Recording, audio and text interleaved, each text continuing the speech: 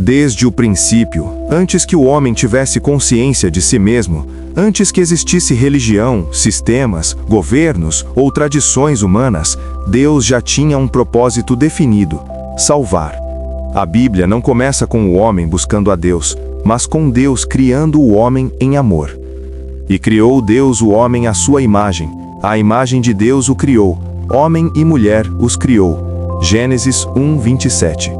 Isso revela algo fundamental que muitos ignoram. O plano da salvação não nasceu após o pecado, ele estava no coração de Deus desde o início, pois Deus é amor, e tudo o que ele faz procede desse amor. Mas para entender a salvação, é preciso primeiro encarar uma verdade dura e muitas vezes evitada: a queda do homem. Em Gênesis 3, o pecado entra no mundo não como um simples erro, mas como uma ruptura espiritual. O homem escolhe confiar mais na própria vontade do que na palavra de Deus. Ali, algo morre, não fisicamente de imediato, mas espiritualmente. A comunhão é quebrada, a presença direta de Deus é perdida, e o que antes era vida se torna separação. A Escritura declara: mas as vossas iniquidades fazem separação entre vós e o vosso Deus. Isaías 59:2. O pecado não é apenas uma falha moral, ele cria um abismo entre o Criador e a criatura. A partir desse momento, toda a humanidade passa a carregar essa condição.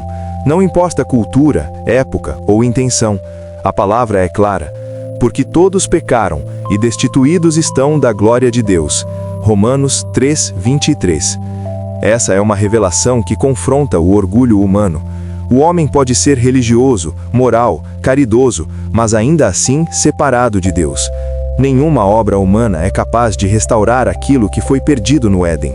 É por isso que a salvação não pode nascer do esforço humano, mas somente da iniciativa divina. Mesmo após a queda, Deus não abandona o homem. Pelo contrário, ele começa a revelar pouco a pouco o seu plano. Em Gênesis 3:15, Deus faz uma promessa velada, conhecida como o proto-evangelho: e porém inimizade entre ti e a mulher, e entre a tua semente e a sua semente. Esta te ferirá a cabeça, e tu lhe ferirás o calcanhar. Aqui Deus anuncia que da humanidade viria alguém que esmagaria o poder do mal. Desde esse momento, toda a história bíblica passa a apontar para esse Redentor. Ao longo do Antigo Testamento, Deus estabelece alianças, não para salvar por meio delas, mas para revelar a gravidade do pecado e a necessidade de redenção. A lei dada a Moisés não foi um caminho de salvação, mas um espelho. Pela lei vem o pleno conhecimento do pecado. Romanos 3:20. Os sacrifícios, os rituais, o sangue derramado no altar, tudo isso apontava para algo maior. Porque é impossível que o sangue de touros e de bodes tire pecados. Hebreus 10:4. Cada cordeiro sacrificado clamava silenciosamente por um cordeiro perfeito. E então, no tempo determinado por Deus, o plano oculto por séculos é revelado. Mas vindo à plenitude dos tempos, Deus enviou seu Filho, nascido de mulher, nascido sobre a lei. Gálatas 4:4. Jesus não surge como um profeta comum, nem como líder político, mas como a manifestação visível do amor invisível de Deus. Porque Deus amou o mundo de tal maneira que deu seu Filho unigênito. João 3,16.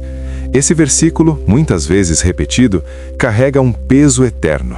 Deus não apenas falou de amor, ele entregou o que tinha de mais precioso.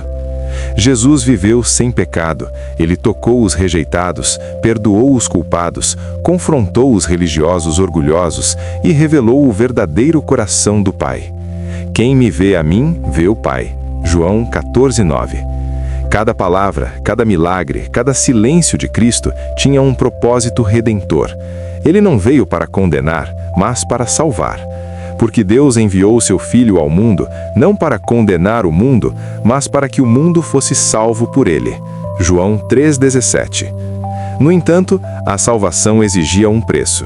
O pecado gera morte. Porque o salário do pecado é a morte. Romanos 6,23. E alguém precisava pagar essa dívida. Na cruz, o plano eterno se revela por completo. Jesus assume o lugar do pecador.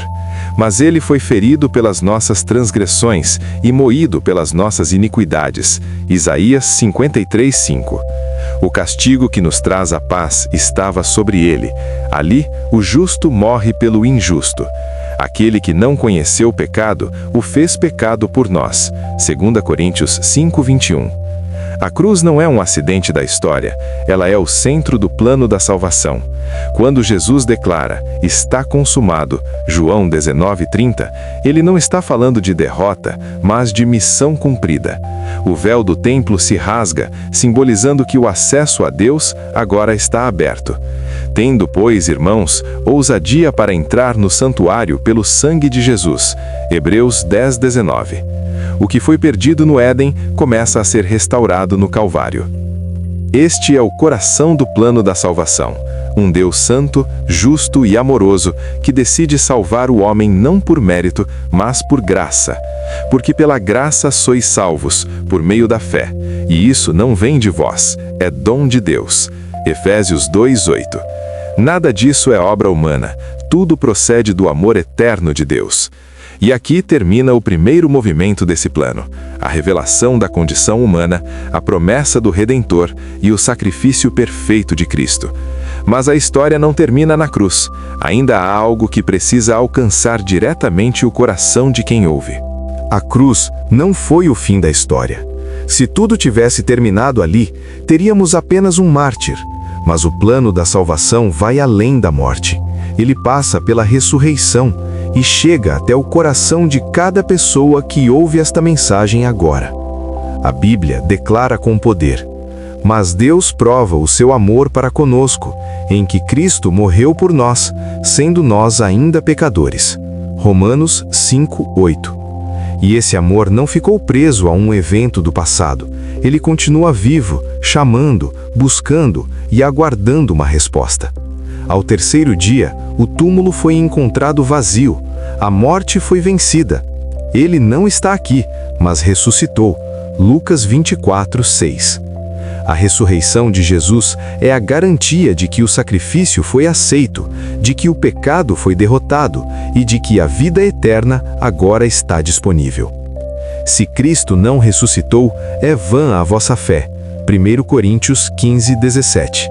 Mas ele ressuscitou, e porque ele vive, há esperança para todo aquele que estava morto espiritualmente. O plano da salvação agora avança para algo pessoal. Não se trata mais apenas do que Deus fez na história, mas do que ele deseja fazer dentro do homem. Jesus declarou: em verdade te digo, que aquele que não nascer de novo não pode ver o reino de Deus. João 3:3. O novo nascimento não é mudança de religião, nem adoção de uma moral melhor.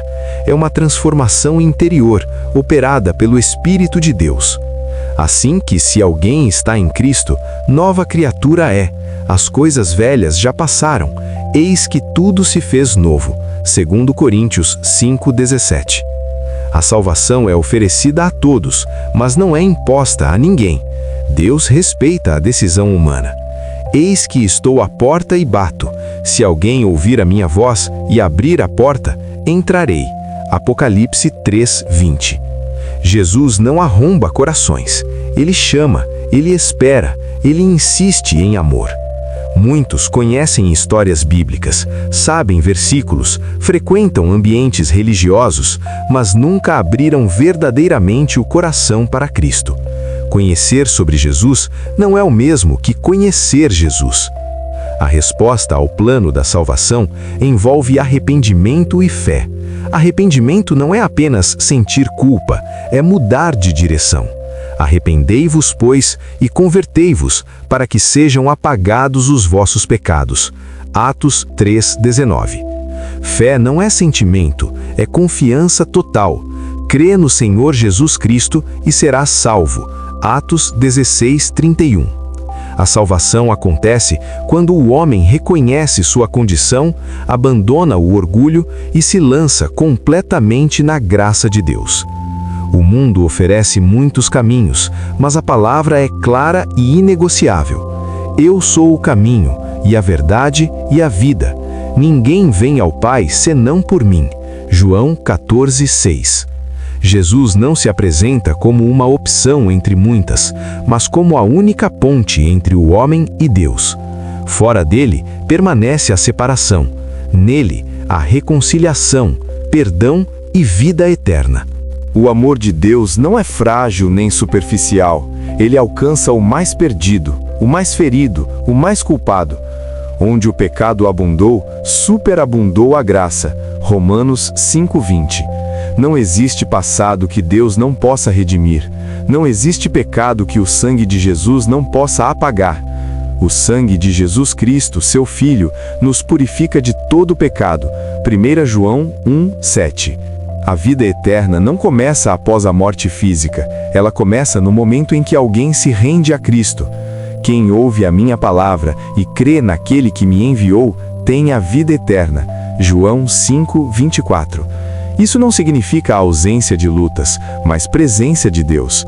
Não significa perfeição, mas transformação contínua. E aquele que começou a boa obra em vós, a aperfeiçoará. Filipenses 1:6. Este é o chamado final do plano da salvação: sair das trevas para a luz, da morte para a vida, do engano para a verdade. Porque Deus não quer que alguns se percam, senão que todos venham a arrepender-se.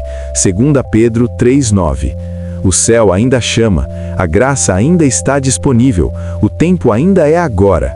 Se você sente esse chamado no coração, não ignore. Hoje, se ouvirdes a sua voz, não endureçais vossos corações. Hebreus 3:15. Jesus está mais perto do que você imagina. Ele continua salvando, perdoando e restaurando. Se esta mensagem falou com você, abra o seu coração agora mesmo. Fale com Deus onde você está. Se arrependa, creia em Jesus e entregue sua vida a Ele. Escreva nos comentários: eu aceito a Cristo. Isso não é exposição, é uma decisão pública. Se inscreva no canal Verdade da Verdade, porque aqui nós anunciamos a palavra sem máscaras, sem distorções, apenas a verdade que liberta. Compartilhe este vídeo com alguém que precisa ouvir isso hoje. E lembre-se, a verdade não é uma ideia, a verdade é uma pessoa, e o nome dele é Jesus Cristo.